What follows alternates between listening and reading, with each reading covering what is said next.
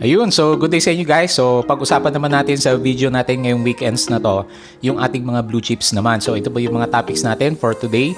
Si ICT, si URC, Jollibee, Megaworld, GGS, Ali, AC, SMPH, at saka si PLDT po yung mga titignan po natin.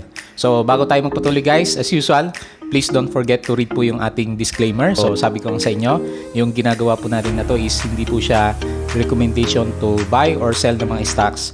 Rather, ginagawa po natin ito as a review or sabay-sabay po tayo na nag-aaral sa ating stock market para lahat po tayo is matuto dito nga sa tinatawag natin na investing or trading naman. Okay? Bago tayo magpatuloy, as usual, please don't forget to subscribe dito po sa ating Palabi Trader na YouTube channel. So, sabi ko nga sa inyo, i-browse nyo po yung ating channel para mas makita nyo pa kung ano yung mga nakalagay dito. So, meron po tayong daily uploads dito sa upload section natin. And then, dito sa company reviews, ayan, so baka makatulong sa inyo dun sa mga pinag-uusapan na latest na mga companies po natin, especially yung mga telco players natin. So, meron po tayong mga updates dito. And then, kung techniques, yung hinahanap mo, kung paano tayo nag-enter or exit sa mga stocks na tinitrade po natin. So, meron tayo dito profit or losses section. And then, pagdating sa technical analysis, so yung gustong matuto, kagaya po ng ginagawa natin na daily review sa ating mga vlogs. So, i-browse nyo po yung ating mga technical indicators. And then, dun sa mga gusto naman mag-follow sa atin, meron po tayong Facebook account dito. So, lahat ng ibang binabahagi natin na wala sa YouTube, so nandito po sa ating Facebook account. So, follow mo na lang ako guys para updated ka po sa mga reviews natin or any interesting topic na pinopost naman natin. Ganun din po sa ating Facebook page na Palabi Traders. And then, with regards sa news, sabi ko nga sa inyo, ito po kasing Twitter account natin, madali lang mag-retweet na pwede pong maka-apekto sa mga stocks naman natin. So, i-browse nyo din kung ano yung mga pinopost natin dito or nire-retweet natin. So, ang madalas na pag-usapan sa ngayon is si President Donald Trump naman natin kasi nga, last Friday, di ba, in-announce niya, nag-contract nga po siya ng COVID-19. So, balikan nga po natin yung news with regards po kay President Donald Trump pagdating nga po doon sa pagkakaroon niya ng COVID-19. So, sa ngayon, sinasabi doon sa mga news, nagpapahinga na siya ngayon at naka-isolate na po doon sa mga kasama niya sa White House naman. And then, kasama po niya yung kanyang misis na nagpapagaling naman sa ngayon. So, last Friday, nag-react yung ating US market sa kanya. Makita mo dito sa kanilang indices, hindi naman ganun kalaki yung binagsak. So, yung ating Nasdaq nag-down ng negative 2.22%, pero yung ating Dow Jones, saka yung S&P 500, hindi naman sila masyadong gumalaw. So, parang normal na correction lang po yung nangyari dito sa ating mga stocks last Friday. So, hopefully, wala masyadong epekto sa ating PSE market at hindi po masyadong magbagsakan yung ating mga stocks dahil natakot na yung president po ng United States is nagkaroon nga po ng COVID-19 naman. So, balik tayo dito sa ating PSEI market. So, meron tayong isang good news na nabasa galing dito kay Inquirer.net. So, ang sabi niya, last Friday, PSEI rises on news about further opening of businesses. So, ibig sabihin, medyo optimistic po yung ating mga traders saka investors sa ating PSEI market or sa Philippine market natin kasi maganda nga po yung nangyaring breakout. So, pwede nyo pong balikan yung review natin last Friday para makita nyo po yung charts ni PSEI naman. So, meron tayong point doon kung saan nagkaroon nga po ng magandang breakout si PSEI index po natin. So, hopefully magtuloy-tuloy yung positivity dito sa ating market para yung mga blue chips natin is mag-umpisa naman ng gumalaw na. So, bisitahin po natin sila. Isa-isahin natin yung mga topics natin for today. So, unahin po natin si ICT. So, medyo maganda po yung galaw ni ICT. Last Friday, hindi naman siya masyadong gumalaw, 0.09%. Pero very good po yung chart na nakita natin dito kay ICT sa ngayon kasi last Thursday naman nagkaroon po siya ng magandang breakout. So ito yung pinag-usapan natin nung huli sa mga reviews natin sa blue chips. So sabi nga natin, medyo matagal yung consolidation nitong si ICT natin. So for the second breakout natin, ito yung first breakout natin sa kanya nung nakaraan. Umabot siya ng around 41 bars or 41 trading days bago siya nagkaroon ng breakout dito sa area na to.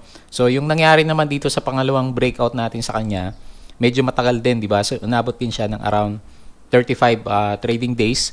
So, umakyat din itong si ICT natin after ng almost more than 1 month na trading days natin sa kanya.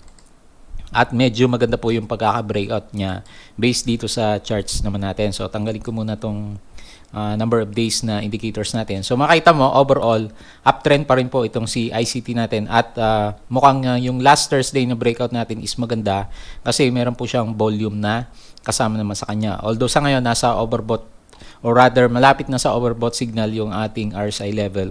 So tingin natin kung good pa rin yung sentiment na ating market by next week.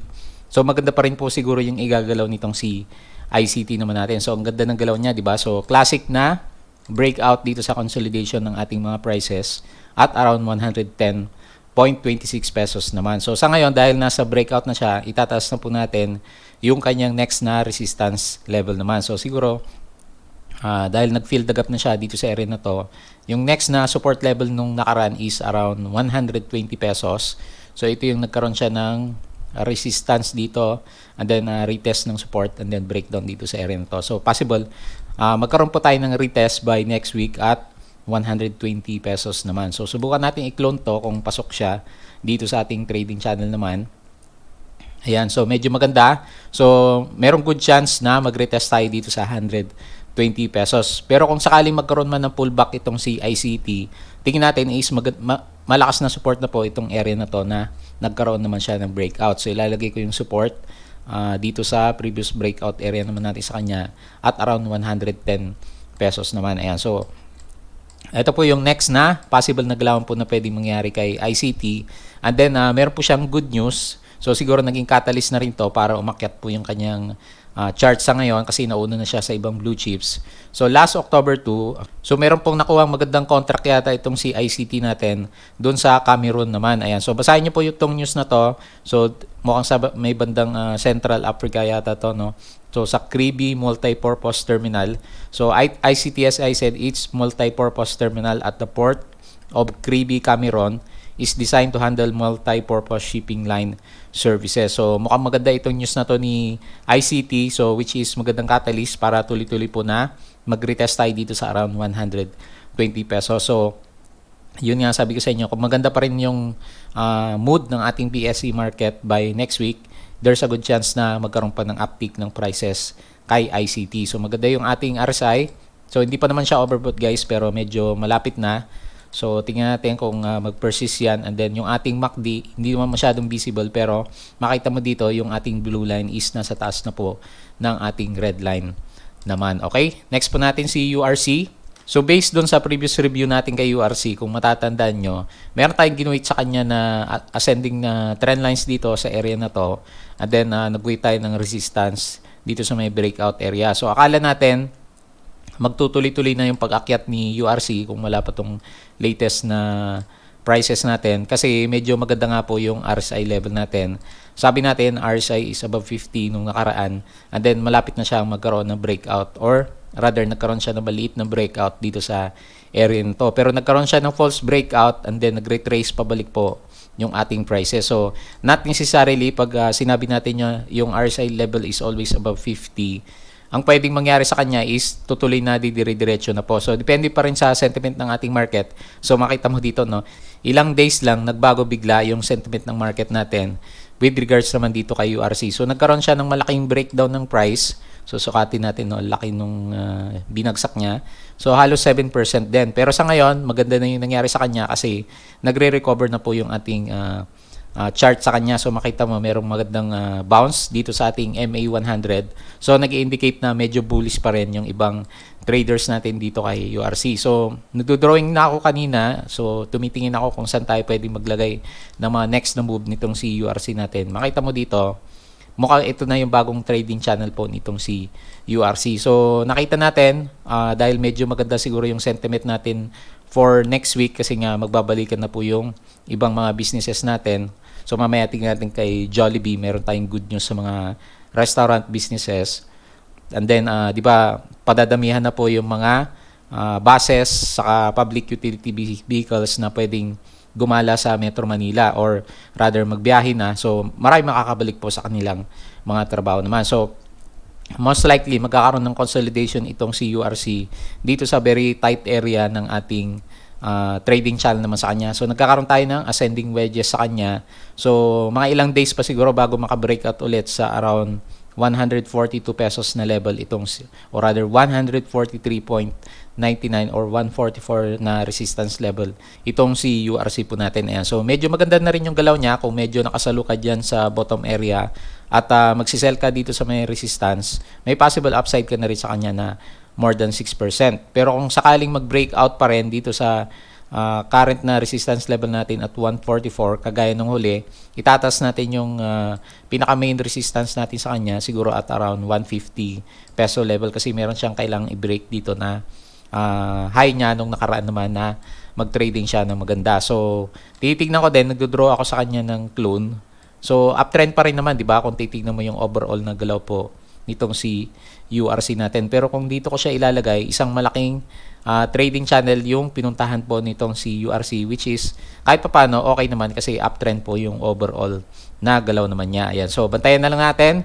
So either mag-profit ka dito sa may malapit sa resistance area natin or mag-wait ka na mag-breakout siya and then pumunta siya sa around 148 or siguro psychological level na 150 pesos naman kasi good mood nga po yung ating market. So last Friday, maganda po yung galaw niya. Nag-gain po siya ng 1.85%. So meron din tayong isa pang good news with regards dito kay URC. So nakita natin, nakompleto na po kasi ni URC yung acquisition po ng Rojas Holding na yung isang branch niya na nagpa-process po ng mga sugar naman. So sugar mill, ethanol plant in La Corta City, Negros Occidental, and it shares in Najalin AgriVentures to URC. So actually magandang catalyst po ito kay URC kasi nga sabi ko sa inyo nung nakaraan, makokontrol po kasi niya yung sugar prices natin, which is yung kasi yung main product po ni URC, di ba?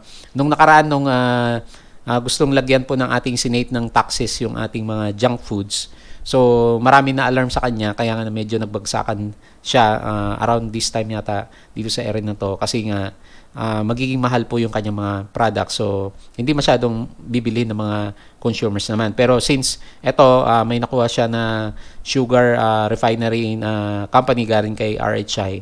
So maganda po yan sa bottom line niya kasi makokontrol po niya yung prices ng mga sugar sa kanyang product. So pwede niyang pababain yung presyo para mas lalo pang affordable po yung kanyang mga products naman. Okay, so next po natin si Jollibee. So for the last 2 days nag-consolidate itong si Jollibee, no. So nagkaroon muna ng consolidation ng prices itong si Jollibee. So normal 'yan kasi medyo mataas na po kasi yung yung galaw niya dito sa may breakout area. More than 8% na. So yung iba nag-profit taking siguro kasi Friday naman nga siya. So anyway, ang nakita natin ng overall na galaw nitong si Jollibee natin. So meron pala siya ditong may makikita ka na tight consolidation din sa kanya kasi meron low dito and then meron siyang higher low. So although hindi masyadong obvious, di ba? So kung idudugtong ko siya dito sa area na to, mukhang matagal pa na magko-consolidate itong si Jollibee natin kung hindi niya kayang lumabas dito sa 144 level natin. Pero di ba nung huli ang review natin sa kanya is tanda ko, nilalagay ko sa around 150 yung pinaka-optimistic level natin sa kanya kasi nga medyo may pagka-uptrend po yung ating galaw sa kanya. So hopefully magkaroon ng retest or either bounce dito sa ating MA9 kasi mukhang malakas pa rin naman siya at yung ating RSI is still above naman ng ating RSI 50. So maganda pa rin naman yung galaw. And then yung MACD sinasabi niya is medyo bullish siya for the short term naman. So most likely merong magandang galaw din itong si Jollibee by next week aside doon sa mga news niya na nagbukas na nga po siya ng mga stores doon sa may bandang Rome and then sa bandang China and then sa Europe and then sa US. So medyo marami siyang nilabas na news nung nakaraan. Pero ang nakikita ko na pinakamagandang catalyst sa mga restaurant businesses natin sa ngayon is ito pong news galing naman kay Rappler. So inaalaw na ngayon yung 24/7 restaurant dine-ins now allowed under GCQ. So bago lang po ito, last Friday yata to, no? October 2, 2020. So merong mga guidelines dito na mababasa. So basahin nyo na lang po. So ang pinaka main header naman niya, sabi niya, restaurants are now also allowed to operate at more than 50% capacity. So di ba sabi natin last time na mag-review tayo yung GCQ 50% capacity and below yung ating mga businesses. Pero mukhang may nilabas na bagong guidelines yung ating government at gustong-gusto na nga nilang i-revive po yung ating economy. Kaya mag-i-increase po sila sa 50% capacity. And then the DTI also released a list of establishment allowed to operate at 100% capacity under GCQ. So very very good news po to sa mga restaurant businesses natin. So abangan natin by next week siguro si Pizza tsaka si Max kasi mga restaurant businesses sila, di ba? And then yung mga related naman sa mga raw materials nila siguro is si DNL kasi siya yung gumagawa. And then itong si Jollibee natin is a restaurant business, which is a very good news na yan kasi yun nga sabi natin, nag-operate itong si Jollibee sa ibang bansa pero sa Pilipinas hindi siya makapag-operate kasi, or rather nag-operate siya pero nasa 50% capacity and below kasi nga nasa GCQ.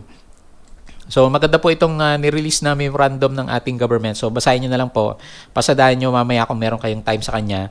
Basta ang bottom line lang natin sa kanya is mag-i-increase na po yung capacity ng ating mga restaurant businesses naman. And then doon sa mga mahilig sa beer house, hindi muna kasi close pa rin po sila. Ganun din yung ating mga mahilig sa mga nightclubs naman. So, pina-prioritize po ng ating government yung mga businesses na related po sa mga basic needs naman ng ating mga kababayan naman. Ayan. So, basahin niyo po ito kasi medyo marami po siyang list dito. Meron siya sa mining, finance services, legal and accounting, management, and madami pa po yung nakalagay naman dito. So, mamaya siguro hanap tayo ng i-retweet natin para mabasa din ng ibang mga kasama natin dun sa may Twitter account naman. Ayan. Kaya medyo good vibes tayo for this weekend kasi mukhang magiging maganda po yung results ng ating mga blue chips by next week naman. And then, titingin ka pala dito sa net foreign buying natin sa kanya. So, may nakikita ko na mga accumulation ng ating mga net foreign buyers. So, kita mo dito kay Jollibee, di ba? Nung last week na mag-review tayo sa kanya, meron tayong mga net foreign buying na nag-accumulate na po sa kanya. So, makita nyo dito, puro red nung nakaraan. So, bibihira yung green natin sa kanya. Ngayon, medyo nagbabalikan na po, kaya na itutulak po yung price nitong si Jollibee naman. Ayan. So, medyo malaki lang yung nadodrawing natin sa kanya na trading channel pero ascending wedges naman. So, it's a good sign. Baka mag-recover na po si Jollibee natin for the short term naman. Okay? So, next po natin si Mega World. So, sana mag-benefit din yung ating mga property companies with regards naman sa opening po ng ating mga businesses. So, lumalabas, nagko-consolidate din itong si Meg. Silipin natin yung kanyang net foreign buying. So, parang hindi pa yata masyadong mataas itong si Meg. So, last Friday, medyo maganda yung galaw pala niya kasi meron siyang maliit na net foreign buying. So, makita mo dito, puro red din siya, di ba? So, meron siyang green, 4.67 million. So, good sign kahit pa paano kasi nag-bounce dito sa may support area itong si Meg po natin. So, makita natin. So, maganda po yung bounce niya dito sa area natin na to. So, hopefully, maka-revive siya and then bumalik dito sa ating taas ng ating MA100 kasi medyo pressured dito sa bandang baba itong si Meg natin. So, lalagyan natin siya ng isang malaking trading channel kasi medyo optimistic tayo by next week naman dito sa ating market. Pero hindi pa maganda yung ating RSI kasi yung RSI is below 50 and then MACD medyo bearish pa rin kasi yung blue line nasa ilalim naman ng ating red line. So, ganyan lang muna. So, kung sakaling maganda po yung galaw nitong si Meg natin by next week, mag-expect ka sa kanya ng around 5% na gain, or kung medyo hindi tumama sa galaw niya, mag-expect ka ng cut loss, siguro mga more than 3% naman dito kay Meg po natin. So, sideways lang muna yung overall na galaw nitong si Meg natin. Kagaya din siguro mamaya ni Ali, yung isang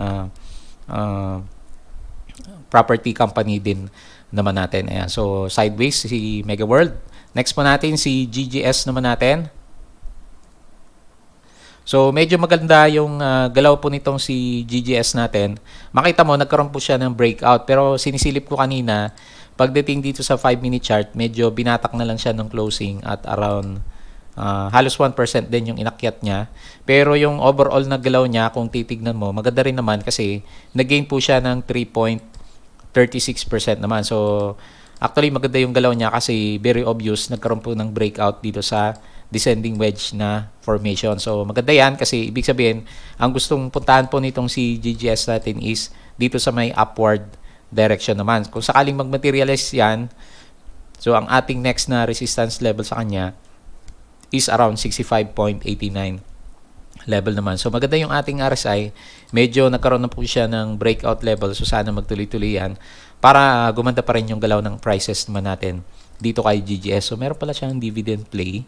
So meron siyang stock dividends, malaki din, nasa 5% by October 27. Ayan. So mukhang dividend plays yung pwede pong mangyari by starting next week dito kay GGS naman po natin. So malaki na yan, 5% na stock dividends, lalong-lalo na po dun sa mga long-term holders natin kay GGS naman. Ayan. So yan lang po muna yung nakita natin sa kanya. Next po natin si Ali. So, meron ding magandang breakout ng konti dito sa MA20, yung ating stock na si Ali. Yun nga lang, pressured siya kasi yung prices natin is below po ng ating MA100. So, nag-gain siya 2.33% pagdating sa 5-minute chart. Medyo binatak din siya nung closing, no? So, umakyat siya ng halos more than 1% yung tinaas niya sa closing. So, tingnan natin kung medyo may patutungan itong si Ali natin. So, meron siyang news related dito. Ayala Land keen on more bond offers to strengthen the balance sheet. So, mukhang mangungutang muna sa public itong si Ayala Land natin or sa mga investors kasi mag-i-issue po siya ng mga bonds naman. Ayan. So, tingnan natin kung mag-react yung market natin sa kanya. Pero overall na galaw, tingnan natin kung anong, saan papunta itong si Ali. So, nasa tight na downtrending channel pa rin pala itong si Ali, no? So, overall, kung sisilipin mo na maigi, last Friday, mukhang hindi pa siya nakaka-breakout, di ba? Kasi kung i-connect ko yung mga peaks ng ating mga prices nung nakaraan sa kanya, so nasa ibaba pa rin po ng ating downtrending channel itong si Ali. Yung nga lang, nagkaroon na po siya ng higher low naman. So, ito yung previous low natin and then another higher low. So, dalawang possible move itong si Ali, either mag-sideways lang muna siya by next week kasi tingin natin yung tinaas niya na 1%, ibabalik din nila yon, mag-i-stabilize din. So, mag-aantay pa ng chance itong si Ali na maka-breakout naman dito sa ating very tight na descending wedges naman sa kanya o descending trend lines na nag-wait natin sa kanya. Pero kung sakaling mag-breakout siya, ang immediate na resistance natin is itong nakaraan. Either dito sa MA100 kasi sakto dito sa previous na resistance natin sa kanya. So medyo maliit lang po yung upside na ina-anticipate naman natin kay Ali. So hindi pa nakakalabas sa danger zone itong si Ali. Although yung RSI natin is above RSI 50. Pero kailangan niyang i-break po yung ating previous RSI resistance naman. Pero sa ngayon, nakita natin with regards sa mga volume accumulation dito sa bandang baba, medyo nag-subside na po yung malakas na selling dito sa stock natin na si Ali. So, makita mo dito, laki ng volume nung bumagsak yung price. Pero ngayon, medyo nag-subside na siya kasi pababa na po yung volume natin na pumapasok at lumalabas sa kanya. Pero yung price natin is nagre-react na pabalik na sa kanyang sideways na channel naman. Ayan. So, hopefully, makabalik na itong si Ali at by next week, sana maambunan siya ng magandang news with regards naman sa ating mga businesses na magre-reopen na by starting this month ng October naman po. Okay, so next natin si AC. So maganda rin yung breakout nitong si AC, no? Yung mother company po nitong si Ayala natin. So tingnan natin. So maganda rin pala yung galaw niya last Friday. So siya siguro yung isa sa mga bumuhat sa ating index kasi nag-gain po siya 2.45%. So maganda yung galaw niya dito sa may breakout area. Nag-gain po siya ng more than 2%. So tuloy-tuloy pala yung pag-akyat niya, then nagkaroon ng selling dito sa area na to. Pero pagdating naman sa closing is binawi na yung pag-akyat po nitong si AC natin. So overall nagalaw. So kagaya ni Ali, medyo downtrend pa rin yung nakita natin sa kanya kasi hindi pa rin po siya nakaka-breakout ng maigi dito sa ating descending trend lines. Pero yun nga, makita mo dito, medyo obvious na rin sa kanya. Meron din siyang tight na consolidation. So parang yung PSEI natin nung nakaraan, di ba? So nagkakaroon tayo ng tight consolidation and then magdi-decide siya for the next coming days kung magkakaroon naman siya ng breakout naman. So kung sa trading lang ang usapan, yung mga kagaya natin na traders, wala pa tayong masyado nakikita na breakout dito kay AC kasi nasa loob pa nga po siya ng ating tight na consolidation ng prices. So mas maganda kasi bumili guys pag meron ng medyo malalaking net foreign buying sa kanya or meron ng magandang breakout na medyo obvious na nakikita natin sa kanya. So yung price kasi is still below ng ating MA100. So nagkakaroon pa rin na retest yung ating RSI at RSI 51. So good kasi nasa RSI 50 na siya. Pero ito, kailangan kasi mabasag yung mga resistance din ng ating RSI naman. So tingnan natin sa kanyang net foreign buying kung meron na siyang accumulation dito. So, last Friday din lang siya nagkaroon ng accumulation. So, 16.75 million. So, tingnan mo dito, sunod-sunod na nagbebentahan yung mga foreigners. Pero sa ngayon, medyo maganda po yung galaw ng ating market. So, meron yatang bumili sa stocks natin na si AC. So, sa ngayon, nasa consolidation mode itong si mother company na si AC. Next po natin si SMPH. So, medyo maganda yung galaw po ni SMPH for the last 3 days. Ito, nasilip ko na kanina. Yung ating net foreign buying sa kanya is maganda. So, balikan natin na. So, makita mo dito, halos triple digit po yung pumapasok kay SMPH. So, tingin natin anticipation dito sa reopening ng ating mga businesses galing naman sa ating government. So, makita mo dito, 405 million last September 30, 44 million, and then 104 million last Friday. So, good chance na po ito kay SMPH. Merong bumodega po sa kanya na foreigner. So, tingin natin, gagalaw in the short term itong si SM. And then, makita mo, yung ating RSI is medyo obvious. Yung pinaka-base niya dito, so, lakihan ko lang. Makita mo na, meron nga po siyang trend na pinuntahan. And then, nung nagkaroon siya ng breakout dito sa area ng ating RSI 50, makita mo 3 days maganda na po yung net foreign buying naman sa kanya. So dinodrawing ko din to kanina, silipin natin na maigi ha. So kung ang pagbabasehan lang natin is yung majority ng mga plots ng mga points natin, kasi kung dito ko ilalagay hindi pa siya naka-breakout, di ba? So hindi pa masyadong obvious, pero pag sisilipin mo na maigi naman talaga, yung una kasing area na to, false breakout siya, nag-retrace pabalik, nag-retest siya, and then makita mo yung tight consolidation na nakikita natin kina Ali sa Ayala Corporation, yung mother company. So, etong si SMPH, medyo obvious po, nakagkaroon na po siya ng breakout. So, nag-anticipate ako, meron na siyang short-term rally kung mahilig kang mag-trade sa mga blue chips natin. So, parang bounce sa support level pala itong si SM, no? So, nagkaroon siya dito ng bounce nung nakaraan. 11%, and then ngayon nagkakaroon na naman siya ng bounce. So may possible na uptick na naman siya na around 11% din or 13% based dito sa sukat naman natin sa kanya. Pero since naka-move na siya, nauna na siya, ang possible upside mo na lang sa kanya is more than 6% dito sa trading natin kay SMPH. Pero medyo malaki kasi yung chance na mag-akyatan po yung mga stocks na meron pong malaki na net foreign buying. So, ito nga po, sinasabi ko sa inyo. Kaya sabi ko sa inyo, di ba, assignment natin last time, i-check po natin yung mga stocks natin, isa-isayin natin.